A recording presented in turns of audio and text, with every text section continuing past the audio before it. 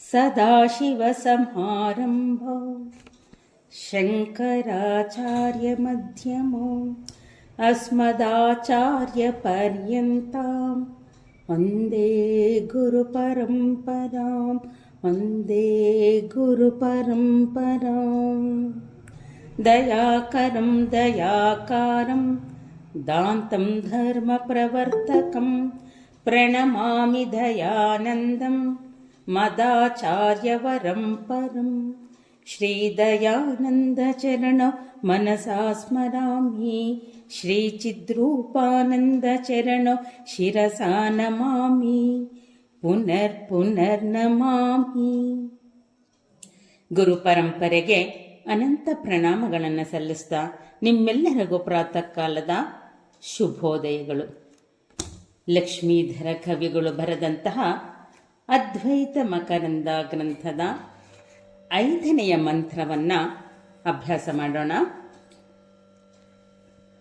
ನ ಶೋಷ ಪ್ಲೋಷ ವಿಕ್ಲೇದಃ ಚೇತಾಶ್ಚಿನ್ನಭಸೋ ಮಮ ಸತ್ಯೈರಪ್ಯನಿಲಾಗ್ನ್ಯಂಬಃ ಶಸ್ತ್ರೈ ಕಿಮುತ ಕಲ್ಪಿತೈಃ.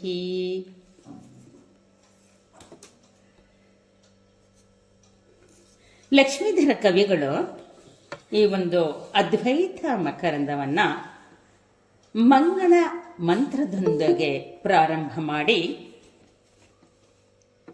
ನಂತರ ನನ್ನ ಸ್ವರೂಪವನ್ನು ತಿಳಿಸ್ತಾ ಇದ್ದಾರೆ.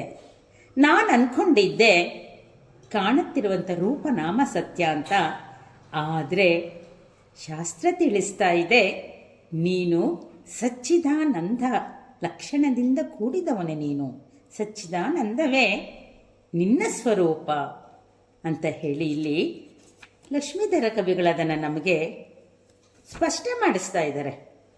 ಯಾಕೆಂದರೆ ಆ ಪೂರ್ಣನಾದಂತಹ ಪರಬ್ರಹ್ಮನೇ ನಾನಾಗಿದ್ದೇನೆ. ನಾನು ಕಾಣುತ್ತಿರುವಂಥ ರೂಪವಲ್ಲ ನನ್ನದು, ನನ್ನ ಸ್ವರೂಪ ಸಚ್ಚಿದಾನಂದ ಲಕ್ಷಣ. ಆ ನನ್ನ ಸತ್ ನಿರಂತರವಾಗಿ ಇರುವಂತಹ ಆ ಸತ್ತ ಅರಿಬೇಕಂದ್ರೆ ನನಗೆ ಚಿತ್ ಅರಿವು ಬೇಕು. ಈ ಸತ್ ಚಿತ್ ಸದಾ ಇರುವಂತಹ ಆ ಎಚ್ಚರ, ಆ ಅರಿವಿನಿಂದಲೇ ನಾನು ಈ ಜಗತ್ತನ್ನು ಅನುಭವಿಸ್ತಾ ಇದ್ದೀನಿ ಇಂದ್ರಿಯಗಳ ಮೂಲಕ.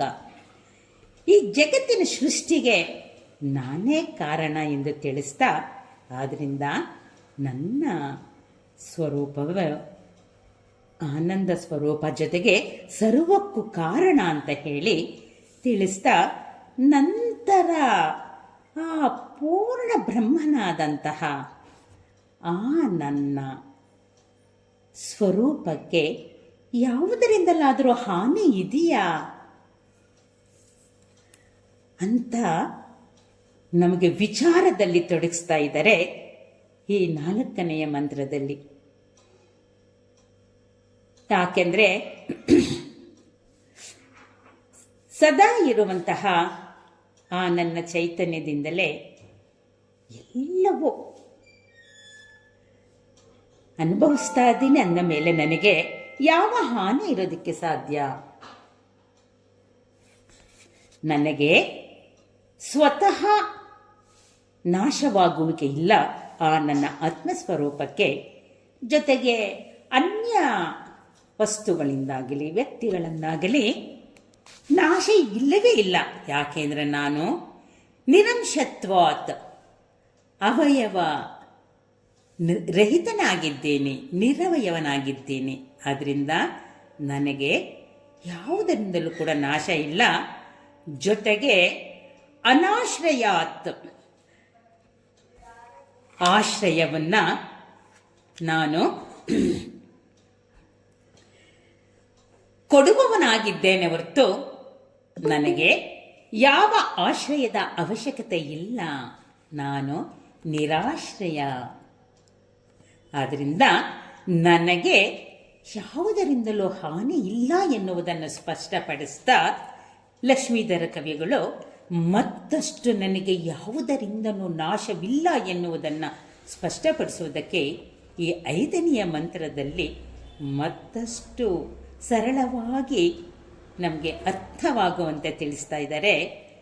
ನಾ ಶೋಷ ಪ್ಲೋಷ ವಿಕ್ಲೇದ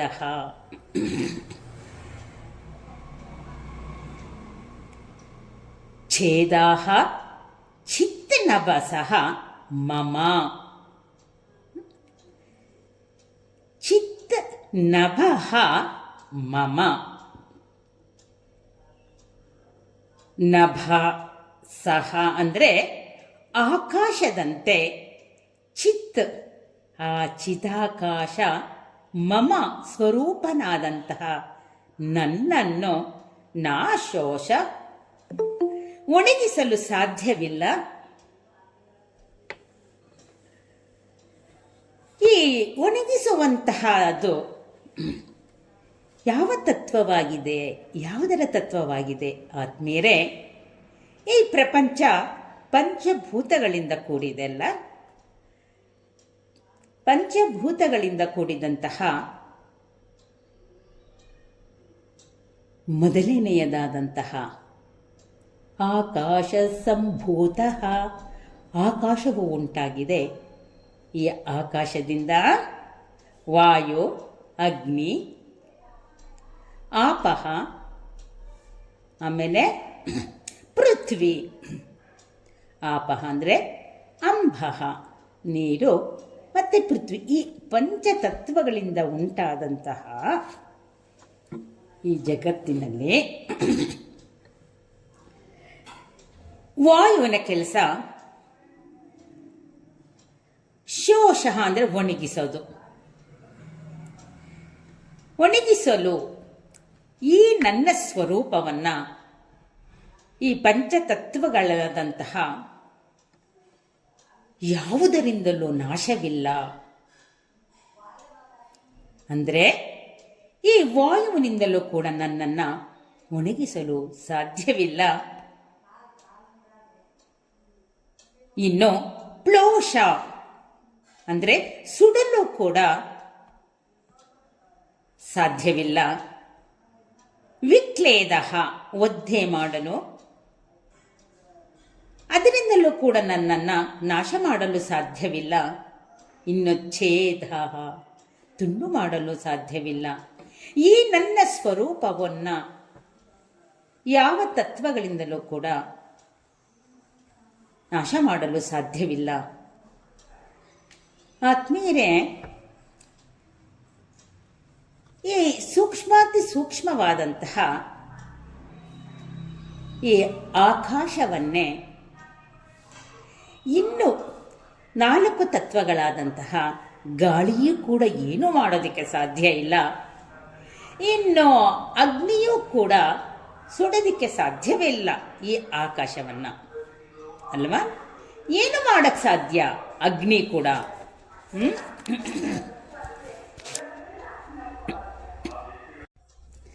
ಅಗ್ನಿ ಕೂಡ ಆಕಾಶವನ್ನು ಸುಡೋದಕ್ಕೆ ಸಾಧ್ಯ ಇಲ್ಲ. ಇನ್ನು ವಿಕ್ಲೇದ ಅಂದರೆ ಒದ್ದೆ ಮಾಡಲು ಆಗೋದಿಲ್ಲ. ಇನ್ನು ಛೇದ ತುಂಡು ತುಂಡು ಮಾಡೋಕ್ಕೆ ಸಾಧ್ಯವಿಲ್ಲ. ಯಾಕೆಂದರೆ ಇವೆಲ್ಲವೂ ಕೂಡ ಎಲ್ಲವನ್ನು ಬೇರೆಲ್ಲವನ್ನೂ ಕೂಡ ನಾಶ ಮಾಡ್ಬೋದು, ಆದರೆ ಆಕಾಶವನ್ನು ನಾಶ ಮಾಡೋದಕ್ಕೆ ಸಾಧ್ಯ ಇಲ್ಲ. ಹೇಳ್ತಾ ಇದ್ದಾರೆ 2ನೇ ಲೈನಲ್ಲಿ, ಸತ್ಯೈಹಿ ಅಪಿ ಅನಿಲ ಅಗ್ನಿ ಅಂಬಃ ಶಸ್ತ್ರೈಹಿ ಕಿಮೂದ ಕಲ್ಪಿತೈಹಿ. ಆಹಾ, ಅವುಗಳ ತತ್ವಗಳಾದಂತಹ ಈ ಪಂಚಮಹಾಭೂತಗಳಲ್ಲಿ ಸರ್ವವ್ಯಾಪಕವಾದಂತಹ ಆಕಾಶವು ಅತಿ ಸೂಕ್ಷ್ಮವಾಗಿದೆ. ಆ ಆಕಾಶಕ್ಕಿಂತ ಸೂಕ್ಷ್ಮವಾದಂತಹ ಆ ನನ್ನ ಚಿದಾಕಾಶ ಸ್ವರೂಪವಾದಂತಹ ಆ ನನ್ನನ್ನು ಇವುಗಳು ಏನೂ ಮಾಡೋದಕ್ಕೆ ಸಾಧ್ಯವಿಲ್ಲ. ಸತ್ಯಹಿ, ವಾಸ್ತವಿಕವಾಗಿಯೇ ಈ ಆಕಾಶವನ್ನೇ ಏನು ಮಾಡೋದಕ್ಕೆ ಸಾಧ್ಯವಿಲ್ಲದಂತಹ ಈ 4 ಮಹಾತತ್ವಗಳು ಇನ್ನು ನನ್ನಿಂದ ಉಂಟಾದಂತಹ ಆಕಾಶವನ್ನೇ ಏನು ಮಾಡಲು ಸಾಧ್ಯವಿಲ್ಲ ಅಂದಮೇಲೆ ನನ್ನ ಸ್ವರೂಪವನ್ನು ನಾಶ ಮಾಡಲು ಸಾಧ್ಯವೇ ಇಲ್ಲ. ಅದಕ್ಕೆ ನೋಡಿ, ಶಸ್ತ್ರಗಳಿಂದಲೂ ಕೂಡ ನನ್ನ ಸ್ವರೂಪವನ್ನು ಹಾನಿ ಮಾಡಲು ಸಾಧ್ಯವಿಲ್ಲ. ನೋಡಿ, ಈ ಒಂದು ಪೃಥ್ವಿ ತತ್ವದಿಂದ ಉಂಟಾಗುವಂತಹ ಅಸ್ತ್ರಶಸ್ತ್ರಗಳು ಎಲ್ಲವನ್ನೂ ನಾಶ ಮಾಡ್ಬೋದು. ಈ ಜಗತ್ತಿನಲ್ಲಿ ಕಾಣುತ್ತಿರುವಂತಹ ಜೀವರಾಶಿಗಳನ್ನಾಗಲಿ ವಸ್ತುಗಳನ್ನಾಗಲಿ ನಾಶ ಮಾಡ್ಬೋದು. ಆದರೆ ಆಕಾಶವನ್ನು ಏನೂ ಮಾಡಲು ಸಾಧ್ಯವಿಲ್ಲ ಅಲ್ವಾ? ಸರ್ವಗತವಾದಂತಹ ಆಕಾಶವನ್ನು.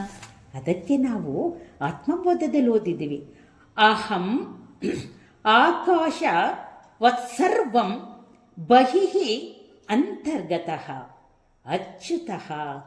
ಆಹಾ, ನಾನು ಆಕಾಶದಂತೆ ಈ ನನ್ನ ಚೈತನ್ಯ ಎಲ್ಲದರ ಒಳಗೂ ಹೊರಗೂ ವ್ಯಾಪಿಸಿಕೊಂಡು ನನ್ನ ಆ ಸ್ಥಿತಿಯಿಂದ ವಿಮುಖವಾಗದಂತೆ ಇರುವಂತಹ ಆ ನನ್ನ ಸ್ವರೂಪವನ್ನು ಪಂಚಮಹಾಭೂತಗಳಿಂದ ನಾಶ ಮಾಡಲು ಸಾಧ್ಯವಿಲ್ಲ. ಯಾಕೆಂದರೆ ಅವುಗಳು ಆಕಾಶವನ್ನೇ ಏನು ಮಾಡಲ್ಲ, ಅಂದರೆ ಅದಕ್ಕಿಂತ ಸೂಕ್ಷ್ಮವಾದಂಥ ನನ್ನನ್ನು ಏನು ಮಾಡಲು ಸಾಧ್ಯವೇ ಇಲ್ಲ. ಸತ್ಯ ಹಿ ಅಂದರೆ ವಾಸ್ತವಿಕವಾಗಿ ಅಪಿ ಅನಿಲ ಅಂದರೆ ಅನಿಲ ಅಂದರೆ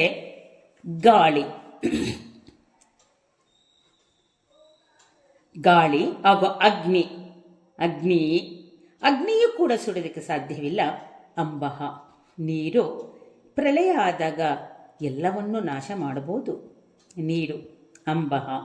ಆದರೆ ಆಕಾಶವನ್ನು ಏನೂ ಮಾಡೋದಕ್ಕೆ ಸಾಧ್ಯವಿಲ್ಲ. ಇನ್ನು ಶಸ್ತ್ರಗಳಿಂದಲೂ ಕೂಡ ಏನೂ ಮಾಡಲು ಸಾಧ್ಯವಿಲ್ಲ. ಇನ್ನು ಕಿಂ ಉತಃ ಕಲ್ಪಿತೈ, ಆಹಾ, ಇನ್ನು ಕಲ್ಪಿತವಾದವುಗಳಿಂದ ಆ ನನ್ನ ಸ್ವರೂಪಕ್ಕೆ ಏನು ಹಾನಿ ಉಂಟಾಗಲು ಸಾಧ್ಯ ಅಲ್ವಾ? ನಾವು ಆತ್ಮೀಯರೇ ವಿಚಾರ ಮಾಡ್ತಾ ನಮಗೆ ಸ್ಪಷ್ಟ ಆಗುತ್ತೆ. ಪಂಚಭೂತಗಳಿಂದಾದಂತಹ ಈ ಪ್ರಪಂಚ ಅತಿ ಸೂಕ್ಷ್ಮವಾದಂತಹ ಆಕಾಶ ತತ್ವ, ಇವುಗಳೆಲ್ಲಕ್ಕೂ ಕಾರಣವಾದಂತಹ ಆ ಪರಬ್ರಹ್ಮ, ಸೃಷ್ಟಿಕರ್ತನಾಗಿರುವಂತಹ ಆ ಪರಬ್ರಹ್ಮನಿಂದಲೇ ಉಂಟಾದ ಮೇಲೆ ಆ ಪರಬ್ರಹ್ಮವೇ ನನ್ನ ಸ್ವರೂಪ ಎಂದು ನಾವು ಹಿಂದಿನ ಮಂತ್ರದಲ್ಲಿ ತಿಳಿದಿದ್ದೀವಿ. ಯಾಕೆಂದರೆ ಆ ನನ್ನ ಸ್ವರೂಪವೇ ಪೂರ್ಣ ಬ್ರಹ್ಮಸ್ವರೂಪ. ನಿತ್ಯತ್ವವಾದಂತಹ ಆ ನನ್ನ ಸ್ವರೂಪದಿಂದಲೇ ಜಗತ್ತೆಲ್ಲವೂ ಉಂಟಾಗ್ತಾ ಇದೆ. ಜಗತ್ತಿನ ಸೃಷ್ಟಿ ನನ್ನ ಚೈತನ್ಯದಿಂದ, ಆ ನನ್ನ ಚೈತನ್ಯದಿಂದಲೇ ಸ್ಥಿತಿ ಮತ್ತು ಲಯವಾಗ್ತಿರಬೇಕಾದ್ರೆ ಅಷ್ಟು ಸೂಕ್ಷ್ಮವಾದಂತಹ ಆ ನನ್ನ ಸ್ವರೂಪವಾದಂತಹ ಆ ನನ್ನ ಚೈತನ್ಯವನ್ನು ಯಾರು ತಾನೇ ಹಾನಿ ಮಾಡಲು ಸಾಧ್ಯ? ಅದಕ್ಕೆ ಈ ಒಂದು ಸುಂದರವಾದಂತಹ ಈ ಪಂಚ ಮಹಾಭೂತಗಳ ವಿಚಾರವನ್ನು ತೆಗೆದುಕೊಂಡು ಇಲ್ಲಿ ಲಕ್ಷ್ಮೀಧರ ಕವಿಗಳು ನಮಗೆ ಸ್ಪಷ್ಟಪಡಿಸ್ತಾ ಇದ್ದಾರೆ. ಆತ್ಮೀಯರೇ, ಏನಂದರೆ ಮತ್ತೆ ನಾನು ಅದಕ್ಕೇ ಅದೇ ವಿಚಾರವನ್ನು ನಾನು ಮನನ ಮಾಡಿದ್ದೆ. ಆದರೆ ಭಗವದ್ಗೀತೆಯಲ್ಲಿ ಕೃಷ್ಣನೂ ಕೂಡ ಅದನ್ನೇ 2ನೇ ಅಧ್ಯಾಯದಲ್ಲಿ ಅರ್ಜುನನಿಗೆ ಸ್ಪಷ್ಟಪಡಿಸಿದ್ದು. ರೂಪನಾಮಗಳಿಂದ ಕೂಡಿದಂಥ ಈ ಶರೀರ ನಾಶವಾಗ್ಬೋದು, ಆದರೆ ನನಗೆ ನಾಶವಿಲ್ಲ. ನನ್ನ ಅಧಿಷ್ಠಾನದಲ್ಲಿ ಇರುವಂತಹ, ನನ್ನ ಅಧಿಷ್ಠಾನದಿಂದ ವ್ಯವಹರಿಸುತ್ತಿರುವಂತಹ, ನನ್ನ ಅಧಿಷ್ಠಾನದ ಮೂಲಕ ಗುರುತಿಸುತ್ತಿರುವಂತಹ, ಅನುಭವಿಸುತ್ತಿರುವಂತಹ ಈ ಜಗತ್ತಾಗಲಿ ಯಾವುದೂ ಕೂಡ ನನ್ನನ್ನು ನಾಶ ಮಾಡಲು ಸಾಧ್ಯವಿಲ್ಲ. ಕಾರಣ ಅವೆಲ್ಲವೂ ಆ ನನ್ನ ಚೈತನ್ಯವನ್ನೇ ಆಶ್ರಯಿಸಿದೆ ಅನ್ನುವುದು ಇಂದಿನ ಮಂತ್ರದಲ್ಲೂ ಕೂಡ ನಾವು ಸ್ಪಷ್ಟ ಮಾಡಿಕೊಂಡ್ವಿ. ಅದಕ್ಕೆ ಇಲ್ಲಿ ಕೃಷ್ಣ ಹೇಳ್ತಾನೆ, ಅಚ್ಚೇಧ್ಯೋಯಮದಾಹ್ಯೋಯಂ ಅಕ್ಲೇಧ್ಯ ಶೋಷ್ಯ ಏವ ಚ ನಿತ್ಯ ಸರ್ವಗತಃ ಸ್ಥಾಣುಃ ಅಚಲೋಯಂ ಸನಾತನಃ. ಆಹಾ, ಈ ನನ್ನ ಸ್ವರೂಪವಾದಂತೆಯ ಆತ್ಮನನ್ನು ಕತ್ತರಿಸಲ್ಪಡುವುದಕ್ಕೆ ಸಾಧ್ಯವಿಲ್ಲ, ಮತ್ತು ಸುಡಲ್ಪಡೋದು ಮತ್ತೆ ನೆನೆಸಲ್ಪಡೋದಕ್ಕೂ ಆಗೋದಿಲ್ಲ, ಒಣಗಿಸಲು ಆಗೋದಿಲ್ಲ. ಅಂತಹ ನಿತ್ಯವಾದಂಥ, ಸರ್ವವ್ಯಾಪಕವಾದಂಥ, ಸ್ಥಿರವಾದಂಥ, ಸನಾತನವಾದಂತಹ ಈ ನನ್ನ ಚೈತನ್ಯವು ಹೇಗೆ ನಾಶವಾಗಲು ಸಾಧ್ಯ? ನನ್ನ ಸ್ವರೂಪವೇ ಅಚಲ, ಸದಾ ಸರ್ವ ಸಮಃ ಸಿದ್ಧ, ನಿಸ್ಸಂಗ ನಿರ್ಮಲ. ಇಂಥ ನನ್ನ ಸ್ವರೂಪವನ್ನು ಯಾವುದರಿಂದಲೂ ಕೂಡ ನಾಶ ಮಾಡಲು ಸಾಧ್ಯವಿಲ್ಲ. ಅಂದಮೇಲೆ ಇನ್ನು ಕಿಂ ಉತ ಕಲ್ಪಿತೈ, ಇನ್ನು ಕಲ್ಪನೆಗಳಿಂದ ನನ್ನನ್ನು ಏನು ಮಾಡಲು ಸಾಧ್ಯ? ನನ್ನ ಹತ್ತಿರ ಬರಲು ಸಾಧ್ಯವಿಲ್ಲ, ಕಲ್ಪನೆಯಿಂದ ನನ್ನನ್ನು ಗುರುತಿಸಲು ಸಾಧ್ಯವಿಲ್ಲ, ನನ್ನ ಅರಿವು ಕೂಡ ಇಲ್ಲ. ಆತ್ಮೀಯರೇ, ಕಲ್ಪನಾತೀತವಾದಂತಹ ಆ ನನ್ನ ಸ್ವರೂಪವನ್ನು ಕಲ್ಪನೆಯ ಮೂಲಕ ನೀವು ಗುರುತಿಸಲು ಸಾಧ್ಯವೇ? ಅಥವಾ ಗುರುತಿಸಲೇ ಸಾಧ್ಯವಿಲ್ಲ ಅಂದಮೇಲೆ ಇನ್ನು ಹಾನಿ ಮಾಡಲು ಸಾಧ್ಯವೇ? ಆತ್ಮೀಯರೇ, ಇಂತಹ ಶಬ್ದ ಹೇಗೆ ಉಪಯೋಗಿಸಿದ್ದಾರೆ ನೋಡಿ. ವಾಸ್ತವಿಕವಾಗಿ ಇರುವಂತಹ ಯಾವ ವಸ್ತುಗಳಿಂದಲೂ ನನ್ನನ್ನು ನಾಶ ಮಾಡಲು ಸಾಧ್ಯವಿಲ್ಲ ಅಂದ ಮೇಲೆ ನಿಮಗೆ ಇಷ್ಟ ಬಂದಂಗೆ ಕಲ್ಪಿಸಿದರೆ ನನ್ನ ಅರಿವು ನಿಮಗೆ ಉಂಟಾಗಲು ಸಾಧ್ಯವೇ? ಸಾಧ್ಯವೇ ಇಲ್ಲ. ಅಶರೀರಿಯಾದಂತಹ ಕೇವಲ ಇರುವಿಕೆಯ ಅರಿವಾದಂತಹ ಇರುವೆ ಅರಿವು, ಅರಿವೇ ನಾನು. ಸದಾ ಎಲ್ಲವನ್ನು ಎಚ್ಚರ ರೂಪದಲ್ಲಿ ಬೆಳಗುತ್ತಿರುವಂತಹ ಆ ನನ್ನ ಸ್ವರೂಪವನ್ನು ನೀವು ಹೇಗೆ ಹಾನಿ ಮಾಡುತ್ತೀರಾ? ಇಂತಹ ವಾಸ್ತವಿಕವಾದಂತಹ ಪಂಚ ಮಹಾಭೂತ ತತ್ವಗಳೇ ನನ್ನನ್ನು ಹಾನಿ ಮಾಡಲು ಸಾಧ್ಯ ಇಲ್ಲ ಅಂದ ಮೇಲೆ ಎಲ್ಲವನ್ನೂ ನಾಶ ಮಾಡುತ್ತೆ. ಆದ್ಮೇಲೆ ಬಿರುಗಾಳಿ ಬಂದು ಎಷ್ಟು ಅನಾಹುತ ಆಗುತ್ತೆ, ಪ್ರಳಯ ಬಂದು ದೇಶಗಳನ್ನೇ ಕೊಚ್ಚಿಕೊಂಡು ಹೋಗುವಂತಹ ಪರಿಸ್ಥಿತಿಯಲ್ಲಿ ಬಂದಿದೆ. ಇನ್ನು ಆ ಗಾಳಿಯ ಮೂಲಕ ಈ ಒಂದು ವಾತಾವರಣದಲ್ಲಿ ಬದಲಾವಣೆ ಆಗ್ತಿರ್ಬೇಕಾದ್ರೆ ನಮ್ಮ ಚರ್ಮ ಹೇಗಾಗೋಗುತ್ತಲ್ವಾ? ಚಳಿಗಾಲದಲ್ಲಿ ಚರ್ಮ ಒಂದು ರೀತಿ ಆಗುತ್ತೆ, ಬಿಸಿಲುಗಾಲದಲ್ಲಿ ಒಂದಾಗುತ್ತೆ.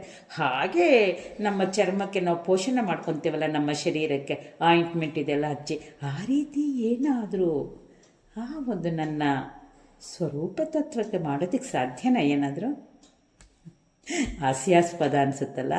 ಅದಕ್ಕೇ ಇಲ್ಲಿ ಲಕ್ಷ್ಮೀಧರ ಕವಿಗಳು ಎಷ್ಟು ಬಹುಶಃ ಒಬ್ಬೊಬ್ಬರದ್ದು ಒಂದೊಂದು ಶೈಲಿಯಲ್ಲಿ ನಮಗೆ ಸ್ಪಷ್ಟಪಡಿಸುವಂತೆ ಇಲ್ಲಿ ಲಕ್ಷ್ಮೀಧರ ಕವಿಗಳು ಕೂಡ ಈ ಒಂದು ವಿಚಾರವನ್ನು ನಮಗೆ ಅತಿ ಸೂಕ್ಷ್ಮವಾದ ಈ ನನ್ನ ಸ್ವರೂಪ ತತ್ವದಿಂದಲೇ ಎಲ್ಲವೂ ಬೆಳಗ್ತಾ ಇದೆ ಹೊರತು ಆ ನನ್ನ ಇರುವಿಕೆಗೆ ಯಾವುದರ ಆಶ್ರಯವೂ ಇಲ್ಲ. ಆ ನನ್ನ ಆಶ್ರಯದಿಂದಲೇ ಎಲ್ಲವೂ ಕಲ್ಪಿಸ್ತಾ ಇದ್ದೀರಾ. ಜಗತ್ತೆಲ್ಲವನ್ನು ಕೂಡ ತನ್ಮೂಲಕ ನನ್ನನ್ನು ತಿಳಿಯುವ ಪ್ರಯತ್ನವನ್ನು ಮಾಡಿದ್ದೆ, ಆದರೆ ಸಾಧ್ಯವೇ ಇಲ್ಲ. ಕಿಮೂತ ಕಲ್ಪಿತೈ ಅವಿದ್ಯಾ, ಕಲ್ಪನೆಯಿಂದ ಕೂಡಿದಂತಹ ಈ ಜಗತ್ತಿನಲ್ಲಿ ನನ್ನನ್ನು ನೀವು ತಿಳಿಯುವ ಪ್ರಯತ್ನವನ್ನು ಮಾಡಿದ್ದಾದರೆ ಅದು ಸಾಧ್ಯವಿಲ್ಲ. ಜೊತೆಗೆ ನನ್ನನ್ನು ನಾಶ ಮಾಡಲು ಕೂಡ ಸಾಧ್ಯವಿಲ್ಲ.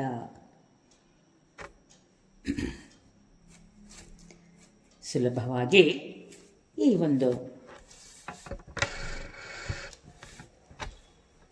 ಪಂಚಮಹಾಭೂತಗಳ ಉದಾಹರಣೆಯ ಮೂಲಕ ಆ ನನ್ನ ಸ್ವರೂಪದ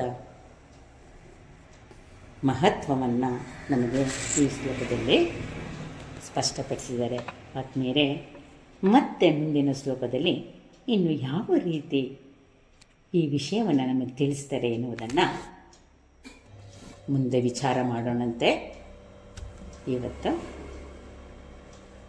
ಮಂಗಳವನ್ನು ಮಾಡ್ತಾ ಈ ದಿನದ ಸತ್ಸಂಗಕ್ಕೆ ಶಾಂತಿ ಮಂತ್ರವನ್ನು ಹೇಳೋಣಂತೆ.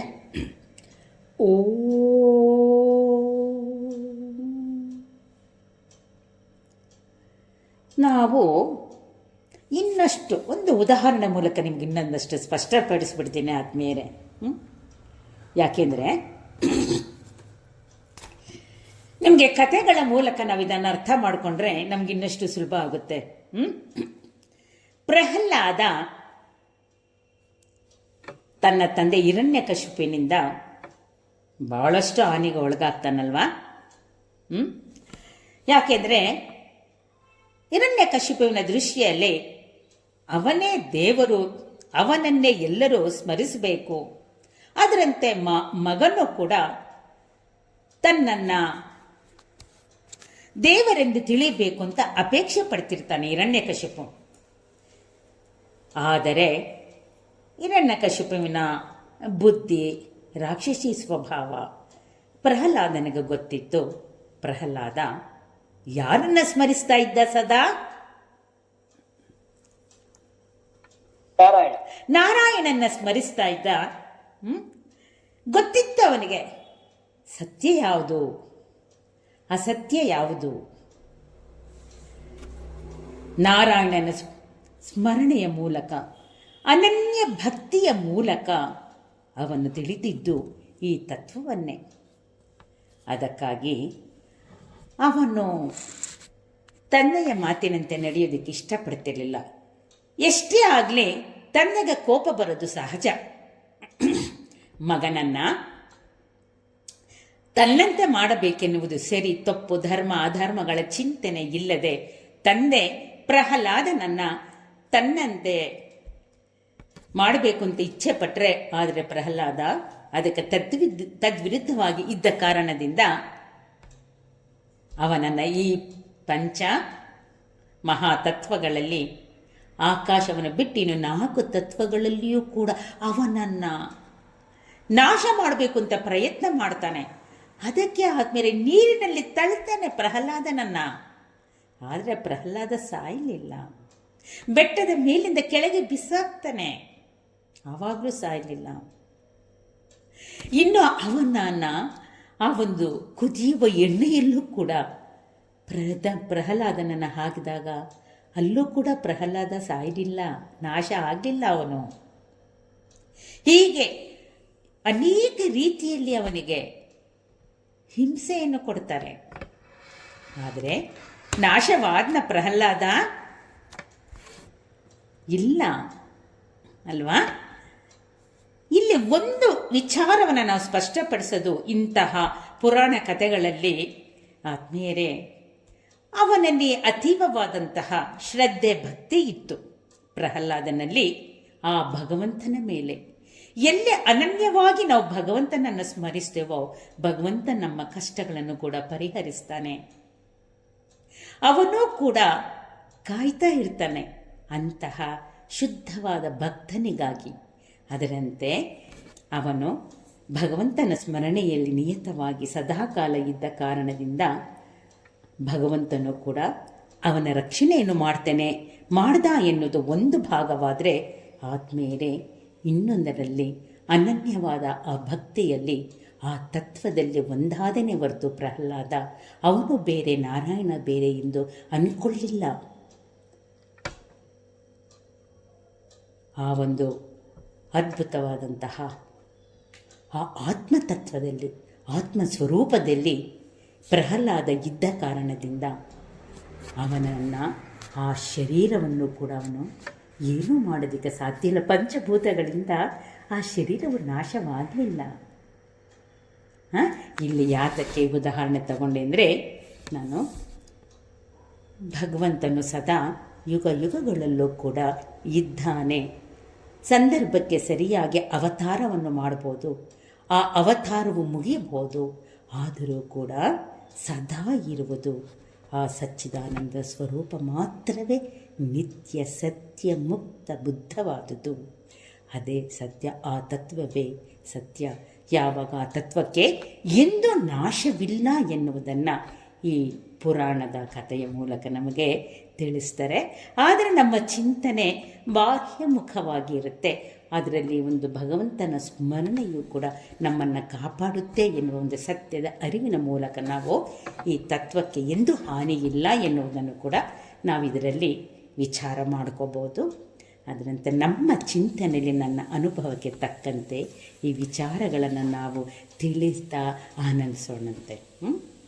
ಓಂ ಪೂರ್ಣಮದಃ ಪೂರ್ಣಮಿದಂ ಪೂರ್ಣಾತ್ ಪೂರ್ಣಮುದಚ್ಯತೆ ಪೂರ್ಣಸ್ಯ ಪೂರ್ಣಮಾದಾಯ ಪೂರ್ಣಮೇವಾವಶಿಷ್ಯತೆ. ಓಂ ಶಾಂತಿ ಶಾಂತಿ ಶಾಂತಿ. ಹರಿ ಓಂ. ಶ್ರೀ ಗುರುಭ್ಯೋ ನಮಃ. ಹರಿ ಓಂ. ಭೋಲೋ ಸದ್ಗುರುನಾಥ್ ಮಹಾರಾಜ್ ಕಿ ಜೈ. स्वामी चिद्रूपानंद सरस्वती जी की जय. ओम तत्सत. जय श्री दयानंद जी. हरि ओम. ಎಲ್ಲರಿಗೂ